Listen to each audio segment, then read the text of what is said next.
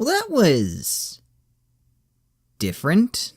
So Nintendo had their E3 Nintendo Direct today, which mostly consisted of Super Smash Bros., which looks absolutely bonkers by the way. How cool is it that really finally playable, but did feature a few original trailers, one of which was for the newest entry in the Fire Emblem series, Fire Emblem Three Houses.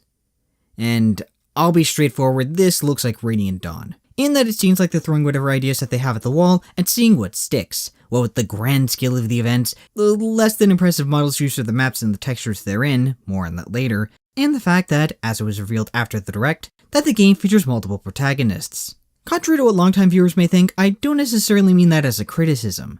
However faulty the execution, Radiant Dawn remains one of the more ambitious entries in the series, and its failures are largely unattributable to the concepts that it boasted. That they're engaging in a paradigm shift after the last entry struggled to step out of Awakening Shadow is, if nothing else, a refreshing change of pace for Fire Emblem.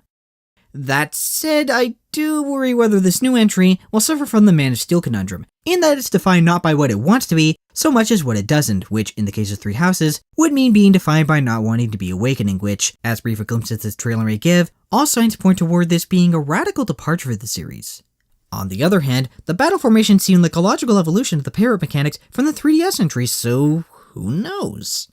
Again, it was a pretty brief trailer that raised more questions than it answered, although a subsequent press release indicates that the Avatar is returning in a more supportive role to help out the three main leads.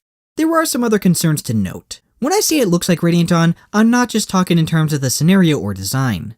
While the character designs shown so far look miles better than the ones in Awakening and Fates, the models used for the maps lack the personality possessed by the sprites featured in previous entries, while the generic soldiers that follow you in battle are lacking in any sort of detail, and the cutscenes look about on par with the ones found in Shadows of Valentia.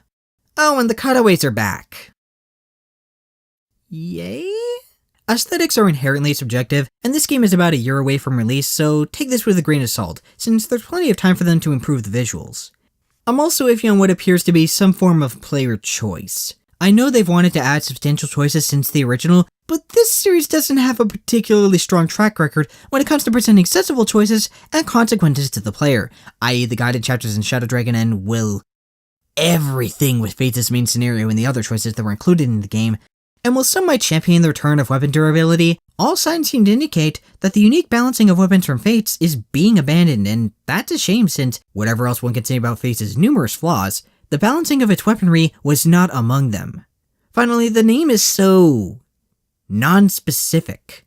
Fire Emblem Three Houses.